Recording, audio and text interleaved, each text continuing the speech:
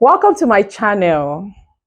Remember to like, share, subscribe, and turn on the notification bell so you don't miss out on my latest videos. Let's talk about money. What is your money story? Your money story determines if you're ever going to get rich. So you will never become rich if, one, you don't change your money story. Now, what's your money story? What were you told about money as you were growing up? How did your parents spend money? How did they spend? Or even how did they make money? How did they spend money? And how did they invest money? What was the story about money? How did you first got introduced into what money is, the act of making money? All of that makes up your money story. So let me just give you an example. If you grew up in a household where money was seen as a god, where money rules your life, where money is everything, everything about what you do at home is defined by money, by how much you have, how much you make, then that's going to go a long way to affect you. It could affect you positively or negatively. Now, I have a very perfect example. I had this client who grew up in a household where money was seen as a bad thing. Okay, there were staunch Christians. I won't mention the name of the church, and they saw money as the root of all evil. What that meant is that money is bad. Just get as little as you need and buy what you need to buy, and you're good. Anything other than that, you don't need money. You're fine because money is bad. You should not push yourself to work extra hard or work smart and find better ways of making money. You should not have so much money. You should just have little. So this person grew up with that money mentality. As such, that has really compounded her problems because no matter what she does, she cannot break through that ceiling. So are you like her?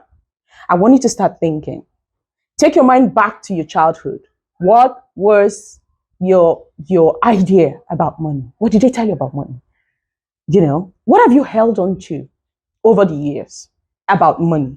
That affects your mindset. So one, your mindset, which of course has to do with your self-concept. What makes up your self-concept is pretty much everything you've believed to be true or untrue about you. So when it comes to money, whatever you've believed to be true about money will determine how far you're going to go, how much money you're going to make. And whatever you've believed to be untrue about money will determine how much money you're going to make. So that's the number one stronghold.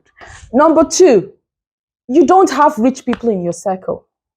Your friendship circle is made up of people who are like you and who are worse off than you are. And sometimes you think you're the rising star amongst them. You're the one who, oh, at least me, I have money. At least me, I have, I have connection. I know what to do. But you are just at this level while they're here. So there's not much gap.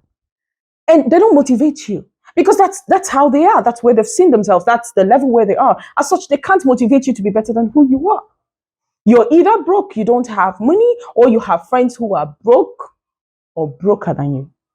Is that a word? Okay, you have friends who are broker than you. You have friends who are worse off than you are. They're constantly asking you for urgent 2K.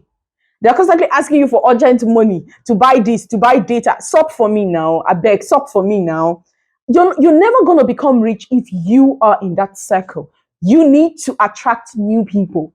You need to make friends with people that are rich. Yes, because it changes the way you see money.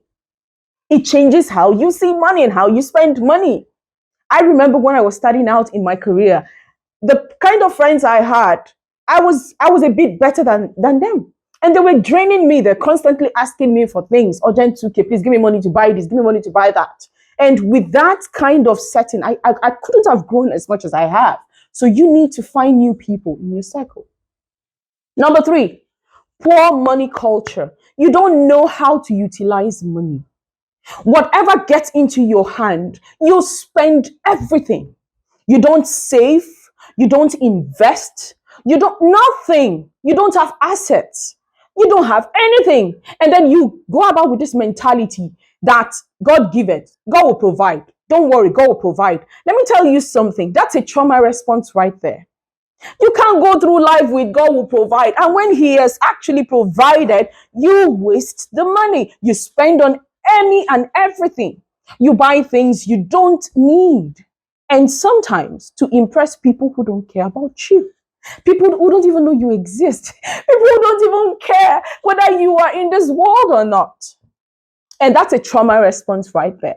Because you probably grew up not having so much money. And so now you have an opportunity to start making some money. So you just want to spend extravagantly because you never had. So you just want to enjoy the moments that you missed out in your childhood. Some other people, they hoard money. Money comes into their hands, and what they do is that they hold it tight, so tight that the money will suffocate in their hands. Don't you know money has a spirit? When you release money, you either spend the money wisely, you invest the money, you save the money, and money is being spent. There's a back and forth with money. You transact with money. The likelihood of money coming back to you is high.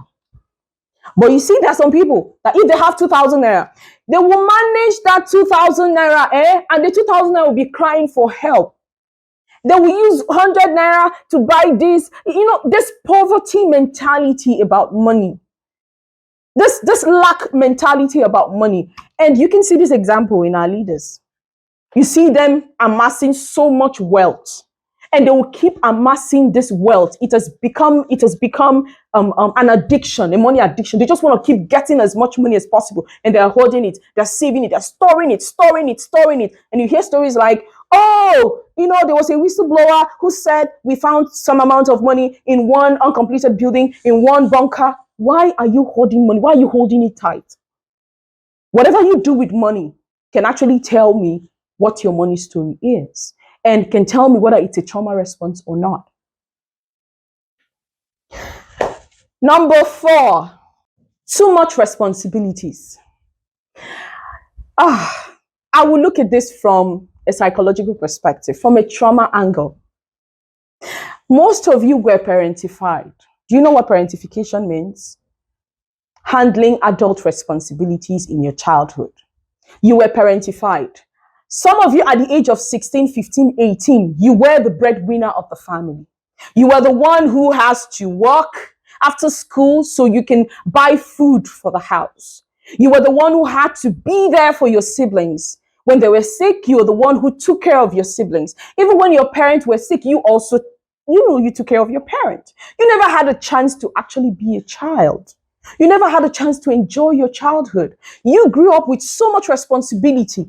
And they will tell you stuff like, wow, your son looks so responsible. He's so matured for his age. You are doing well. No, that's a trauma response.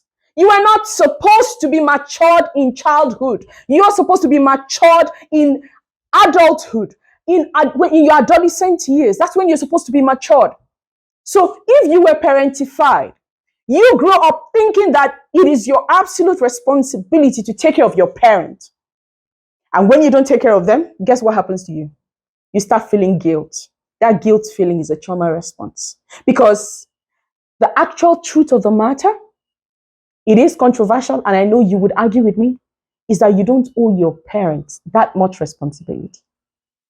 You do owe them some responsibility, but not that much responsibility, as we make it out to be from this part of the world, where you have to pay for your parents' rent, you don't have to do so much like that. If your parents built themselves up to a level where they provided all you need, set you on the right path, and you go on your way, and then they are okay because they've also built a life for themselves. But most of our parents never did that for us.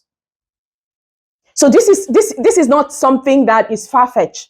It's happening right now. And so as long as you keep taking care of these responsibilities, you can never be rich. You're paying your sister's school fees. You're buying school bag for your sister. You're paying for your brother's project. You're paying for their thesis. You can never be rich as long as you are submerged in these responsibilities. You can never be rich because you are not able to better yourself financially. So the best thing you can do for them is to tell them to give you space to build yourself so you'd be able to help at a higher level. And stop giving them fish, is to teach them how to fish. You can actually sit down and look at your family dynamics and think of ways you can help each and every member of your family to be self-sufficient. If you have money, you can actually give to your brothers or sisters to start mini business. Some people are making money in school. They are, into petty trading. Some people are buying and selling in school. Some people are making people's hair, barbing. You have to learn to be self-sufficient. But as long as you're submerged in these responsibilities, you can never be rich. I'm sorry to tell you this.